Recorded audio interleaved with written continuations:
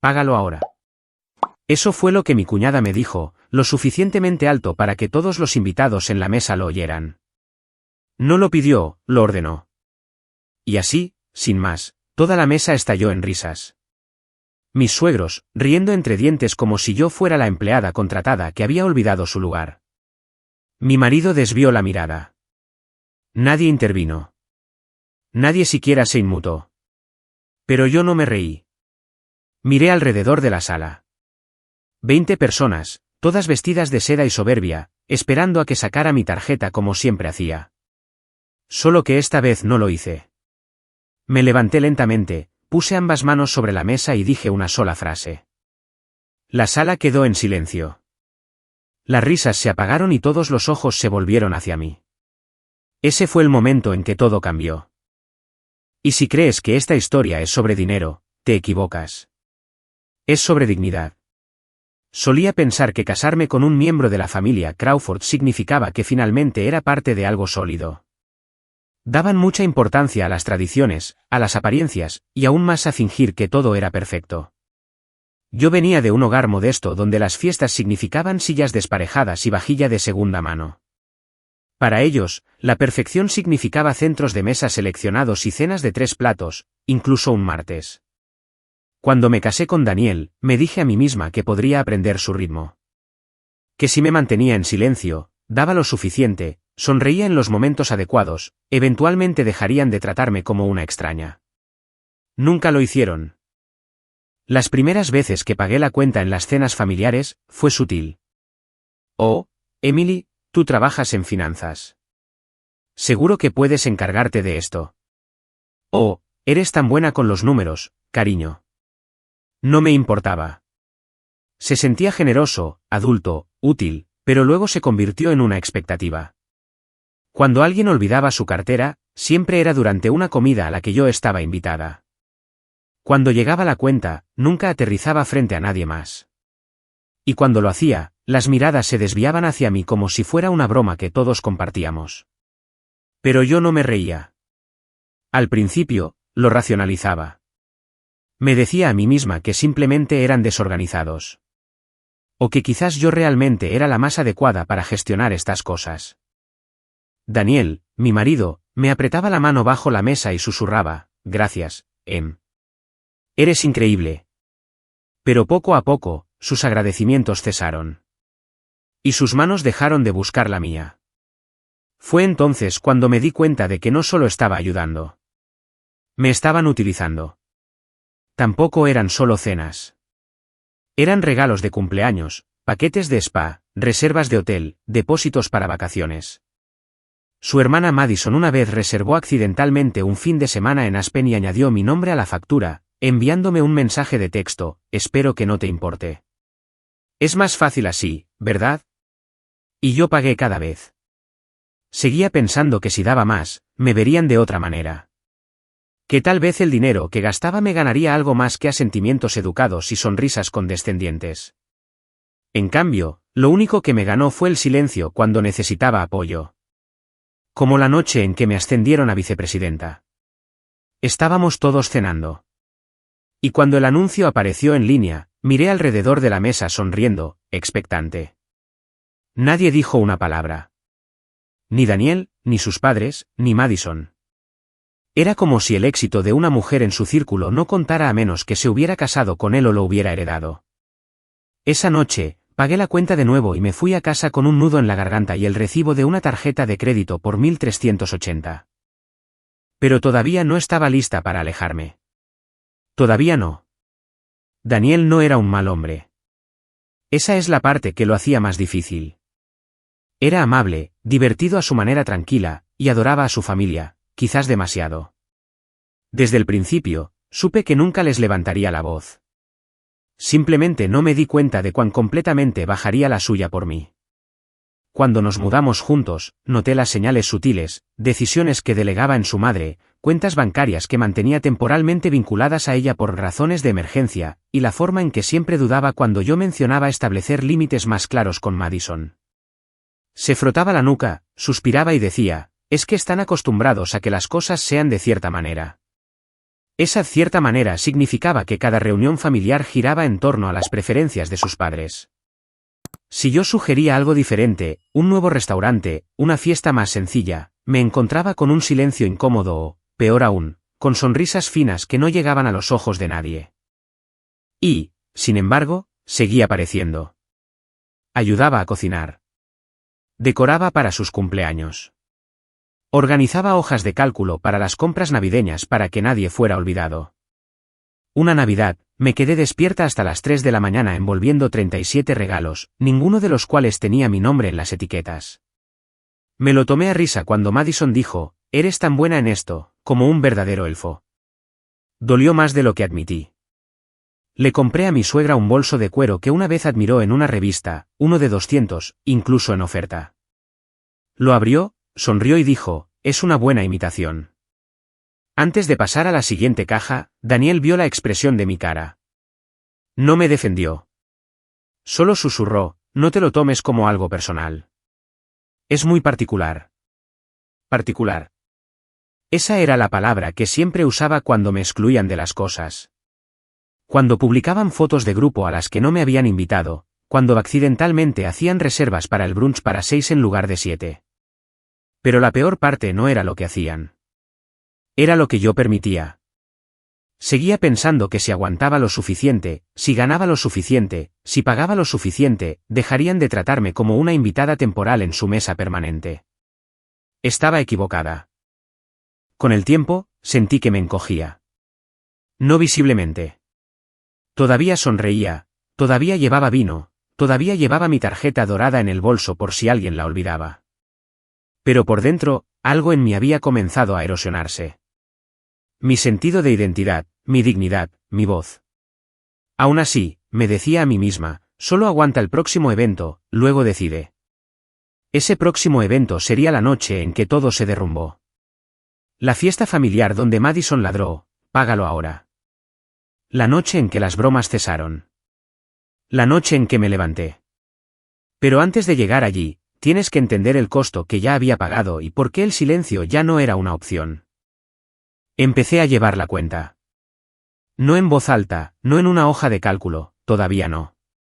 Pero en mi cabeza, como un libro de contabilidad mental, tallado línea por línea. Cada vez que alguien me entregaba la cuenta con una sonrisa, cada vez que Madison olvidaba su tarjeta, cada vez que mi nombre no aparecía en la publicación de agradecimiento grupal, aunque yo hubiera pagado la mitad del evento. Al principio, era solo un sentimiento, un peso que se hundía en mi pecho, una picazón silenciosa detrás de mis costillas que susurraba, esto no está bien. Pero la silenciaba. Me decía a mí misma, esto es lo que hace la familia. La familia se apoya mutuamente. Pero eso no era cierto, ¿verdad? Porque el apoyo es bidireccional. Empecé a notar el desequilibrio en momentos pequeños y agudos, como la vez que me dio la gripe y tuve que cancelar el brunch con mis suegros. Nadie me preguntó cómo estaba. Pero la semana siguiente, cuando no aparecí con los cupcakes personalizados que había prometido para el cumpleaños de mi sobrina, Madison me envió un mensaje de texto, vaya, gracias por dejarnos plantados. Muy elegante. No un espero que te sientas mejor. Solo decepción porque no estuve allí para decorar la fiesta de su hija como siempre hacía, gratis. Estuvieron las vacaciones en el Valle de Napa organizadas por mi suegra, quien accidentalmente había reservado una habitación de menos. Adivina quién terminó compartiendo un sofá-cama en la suite mientras Madison y su marido tenían una cama king con vista al viñedo. Dijeron que yo era muy relajada y fácil de llevar. Lo que realmente querían decir era que no me quejaría. Nunca diría que no.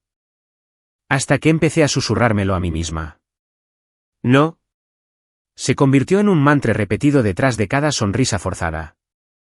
No, no merezco ser tratada como una tarjeta de crédito con piernas. No, no es así como debería sentirse el amor. No, no seguiré encogiéndome para que ellos estén cómodos. Finalmente, el libro de contabilidad en mi cabeza se hizo real. Una noche, después de pagar otra cena que Daniel había olvidado planificar, abrí mi portátil y empecé a escribir. Creé columnas, fecha, evento, cantidad, quién se benefició. 3 años, 78 eventos, más de 91.000. Y esos eran solo los recibos que todavía tenía. Miré fijamente esa cifra. Ni siquiera me enfadó. Simplemente me cansó. Esa noche no pude dormir. Yacía junto a Daniel, escuchando el silencio de nuestro apartamento, y me di cuenta de que no me amaban por quien era. Amaban lo que yo daba, y yo ya había dado suficiente. Aún no sabía qué iba a hacer, pero sabía esto: la próxima vez que me entregaran la cuenta, no la recogería. Me elegiría a mí en su lugar. Se suponía que era una celebración. Los padres de Daniel renovaban sus votos, 40 años de matrimonio, una gran cena en uno de los restaurantes más caros de la ciudad. La invitación llegó en cartulina con relieves dorados. Madison me envió un mensaje de texto una semana antes. ¿Vienes, verdad? Mamá espera que sea impecable. ¿Podemos contar contigo para la cuenta del vino otra vez? No un hola. No un gracias. Solo una suposición envuelta en derecho adquirido. Miré su mensaje durante un minuto entero antes de responder, claro. Luego cerré el teléfono, añadiendo silenciosamente otra línea a la hoja de cálculo. Esa noche vestí de negro, no por despecho, sino porque quería desaparecer, ser silenciosa y observadora, no deslumbrante. Madison llevaba un vestido rojo, audaz y arrogante, como si entrara a una coronación. Mi suegra estaba cubierta de perlas. Daniel se ajustó los gemelos 3 veces antes de que nos fuéramos, una energía nerviosa que irradiaba de él como un niño a punto de suspender un examen para el que nunca estudió. El restaurante estaba iluminado con velas y era extravagante. Manteles de lino blanco, copas de cristal, camareros con pajarita. Un trío de jazz tocaba suavemente en una esquina. Los Crawford habían llenado 2 largas mesas con familiares, amigos y conocidos lejanos que ni siquiera reconocía. Pero nadie pareció notar que estaba sola al final de la mesa, sirviéndome mi propia agua mientras todos los demás reían en grupos. A medida que llegaban los platos, bistec, vino, langosta, pastel, el ambiente se animaba, se hacían brindis, se pronunciaban discursos. Madison se aseguró de nombrar a cada miembro de la familia que ayudó a hacer posible el evento. Mi nombre nunca fue mencionado, pero eso ya me lo esperaba. Lo que no esperaba fue lo que vino después. El camarero llegó con la cuenta, una pequeña carpeta de cuero colocada discretamente en el centro de la mesa. Madison la tomó primero, hojeó el total y levantó una ceja dramáticamente. Oh, vaya, se rió, sosteniéndola como si fuera parte de un truco de magia. ¿Quién diría que el amor cuesta tanto? Se volvió hacia mí, me entregó la carpeta y lo dijo como si fuera la cosa más natural del mundo: págalo ahora. Así, sin más, como una orden. La risa alrededor de la mesa resonó al instante. Mi suegro se rió entre dientes. Mi marido desvió la mirada. Incluso mi suegra bebió su champán sin inmutarse. La broma había funcionado. Yo era el remate. Pero esta vez, no me reí. Ni siquiera parpadeé. Cogí mi servilleta, la doblé lentamente y la coloqué sobre mi plato. Luego me levanté. La silla raspó contra el suelo de mármol lo suficiente como para silenciar a la mitad de la mesa. Madison todavía sonreía con aire de suficiencia, como si me retara a montar una escena, pero no necesité levantar la voz. Porque había traído algo más poderoso que las palabras. Había traído la verdad. No recogí la cuenta. En su lugar, metí la mano en mi bolso y saqué un sobre blanco grueso que yo misma había sellado esa misma mañana. Todos los dedos en la mesa parecieron detenerse en el aire mientras lo sostenía, dejando que su peso hablara antes que yo. «Quieren que pague», dije con calma, mi voz cortando el ruido y las risas como una cuchilla afilada. «Está bien, hablemos de lo que ya he pagado». Madison puso los ojos en blanco. «Emily, era una broma». «Relájate». Pero nadie más se estaba riendo ya. Deslicé el sobre por la mesa hacia ella. Dentro, encontrarás todos los gastos importantes que he cubierto en los últimos 3 años. Cenas como esta, fiestas de cumpleaños, fines de semana de spa, Napa, vuelos a Charleston, la matrícula del preescolar de tu hija. Sí, cubrí la mitad cuando dijiste que era un mes difícil. La copa de mi suegra se congeló en el aire. Lo detallé todo, continué, porque quería estar segura. Quería saber si me estaba imaginando cosas, si solo estaba siendo dramática, desagradecida o egoísta, como todos ustedes han insinuado antes. Me volví hacia Daniel. ¿Incluso tú? Me miraba fijamente, con los ojos muy abiertos, pálido, sin palabras. Madison abrió el sobre, hojeando las hojas de cálculo impresas, página tras página tras página. Ese total, dije, asciende a 97.642,18, sin contar la cena de esta noche. Jadeos recorrieron la mesa. Un tío se atragantó con su vino. Alguien más murmuró, «¿Estás bromeando?» Pero no lo estaba. Dejé que el silencio se prolongara. Ya nadie podía fingir. Luego me volví hacia mis suegros, con la voz firme. Me han tratado como un banco con vestido. No como una esposa, no como una nuera, no como familia, solo como alguien conveniente, y yo lo he permitido durante demasiado tiempo. Los labios de mi suegra se curvaron. Esto es increíblemente irrespetuoso. Te estás poniendo en ridículo. No, dije, negando con la cabeza. Me estoy liberando. Madison se inclinó hacia adelante, siseando. ¿En serio registraste cada dólar? Sonreí. Lo hice porque ustedes nunca notaron el tiempo, el esfuerzo, el dinero. Nunca dijeron gracias. Ni una sola vez. Nunca preguntaron si estaba bien. Cogí la pequeña caja de regalo que había sobre la mesa, la que había envuelto con esmero para la ocasión. Esto iba a ser para ti, le dije a mi suegra. Un reloj que me costó el salario de un fin de semana, pero ahora me lo quedo. Cogí mi bolso de mano, erguí los hombros y miré por última vez alrededor de la sala. Que esta sea mi última contribución a la familia Crawford. Me volví hacia Daniel. He terminado. Y elijas seguirme o no, voy a salir de este restaurante con mi dignidad, y eso es más de lo que nadie aquí me ha dado jamás. Daniel abrió la boca para hablar, pero no le salieron las palabras. Su madre le agarró el brazo como siempre hacía, siempre lista para volver a ponerlo bajo su control, pero yo ya me había alejado. Caminé hacia la salida lentamente, no con ira, sino con claridad. Y al pasar por la recepción, me detuve. Me giré, no para mirarlos a ellos, sino para hablar lo suficientemente alto para que toda la sala me oyera. Por cierto, dije, yo reservé este restaurante para ustedes. El depósito no era reembolsable, así que técnicamente, ya me han utilizado esta noche. Felicidades. Luego me fui. No lloré en el coche. No puse la música a todo volumen ni grité ni llamé a una amiga. Simplemente conduje en silencio, dejando que el brillo de las luces de la calle se difuminara a través del parabrisas como si toda la noche hubiera sido un sueño febril. Mis manos estaban firmes en el volante, mi respiración tranquila, pero algo dentro de mí había cambiado tan profundamente. Era como si finalmente hubiera salido de la vida de otra persona y hubiera vuelto a la mía. La puerta de ese restaurante no solo se había cerrado detrás de mí. Había sellado años de humillación que ni siquiera me había dado cuenta de que había aceptado. Para cuando llegué a mi casa, no la nuestra, estaba agotada.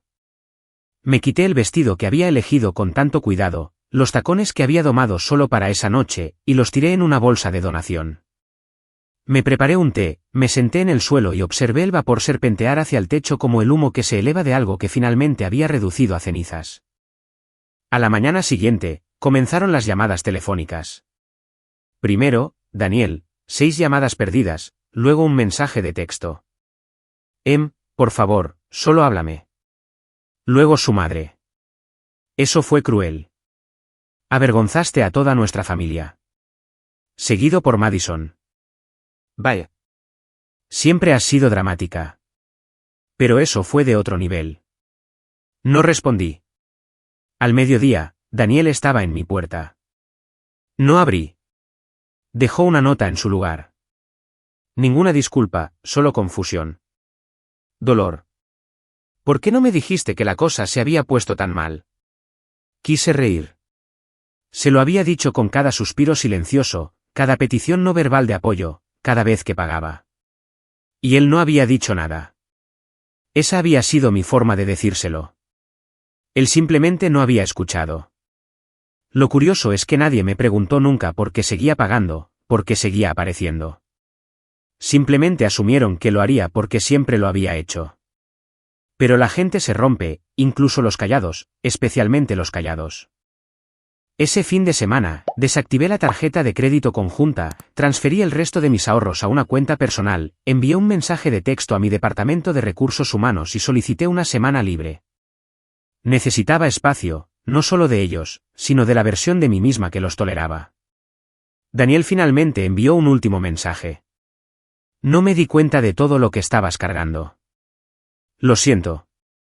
Debería haberte protegido. Miré las palabras durante mucho tiempo. Y por primera vez en años, no sentí nada más que paz. Porque no se trataba de si él lo sentía.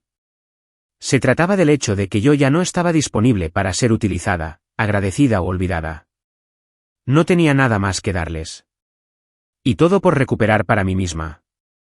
Pasé la primera semana sola, no en soledad, sino en algo más suave, algo que no había sentido en mucho tiempo, alivio. Nadie me pidió que cubriera una cuenta. Nadie hizo comentarios malintencionados sobre lo ambiciosa que era. Nadie me hizo sentir culpable por aparecer, arreglarme o pagar. Dormí hasta tarde.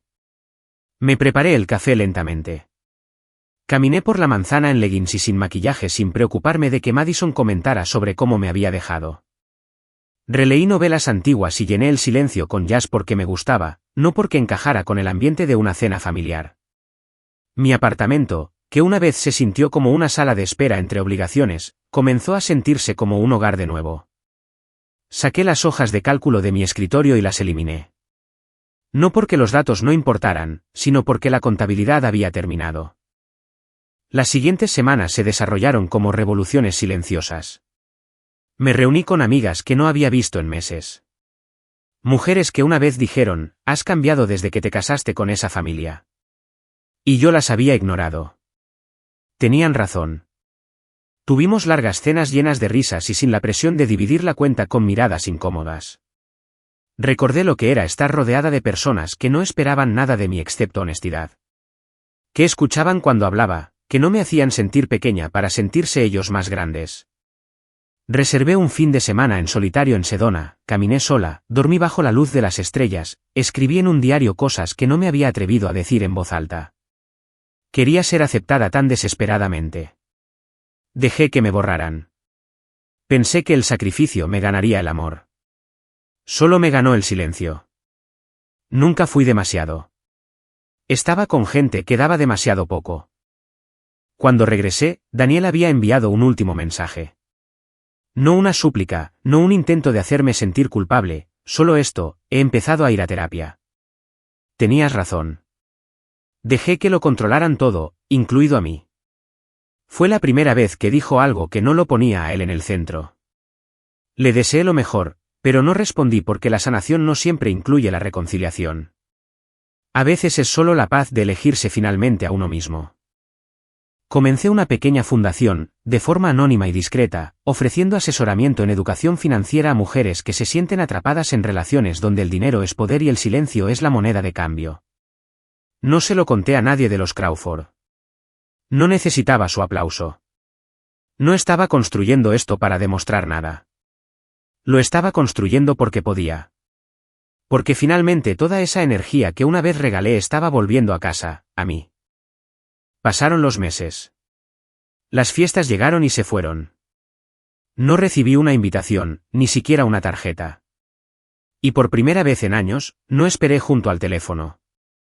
No me pregunté si se pondrían en contacto, si se disculparían, si explicarían. No los necesitaba, porque había dejado de esperar ser bienvenida y había empezado a elegir dónde me sentía completa. Daniel y yo firmamos los papeles del divorcio un martes lluvioso. Fue tranquilo, limpio, sin discusiones, sin amargura. Solo una larga exhalación entre dos personas que finalmente habían aceptado la verdad. Nunca fuimos iguales a los ojos de su familia y él nunca fue lo suficientemente valiente para cambiar eso. Mientras me pasaba el bolígrafo, dijo, siempre fuiste más fuerte que todos nosotros. No respondí. Simplemente firmé mi nombre y cerré la carpeta. Estaba hecho. Algunas personas calificaron lo que hice de dramático, otras de imperdonable. Pero nunca más me importó lo que pensaran, porque en el fondo sabía que nunca se estaban riendo realmente de las bromas. Se estaban riendo de la idea de que alguien como yo se atreviera a alzar la voz. Y cuando finalmente lo hice, no supieron qué hacer con el silencio que siguió. Pero yo sí. Lo llené con nuevos comienzos. Compré una casa modesta junto al agua. Sin encimeras de mármol ni iluminación de diseño. Solo suelos de madera cálida, un sofá suave y mañanas tranquilas que me pertenecían solo a mí. Planté hierbas en el alféizar de la ventana. Aprendí a cocinar por placer, no por obligación. Dejé de preguntar, ¿les gustará esto?, y empecé a preguntar, ¿me gusta a mí? Una tarde, mientras caminaba junto al lago, una desconocida me elogió los pendientes. Le di las gracias y ella sonrió. Pareces alguien que sabe exactamente quién es. Y por primera vez en mucho tiempo, me lo creí. No porque tuviera dinero. No porque tuviera estatus, sino porque tenía límites y el coraje para hacerlos respetar. No sé si los Crawford todavía hablan de mí. Tal vez lo hacen. Tal vez me llaman desagradecida, difícil, egoísta. Pero está bien. Que cuenten la historia que les ayude a dormir. Yo conozco la verdadera. Aquella en la que finalmente me levanté en una sala llena de gente que me daba por sentada y elegí, con manos firmes y una voz clara, marcharme. No porque quisiera castigarlos, sino porque finalmente entendí que ser la que siempre paga no significa que te valoren. Solo significa que estás disponible. Y yo ya no lo estoy.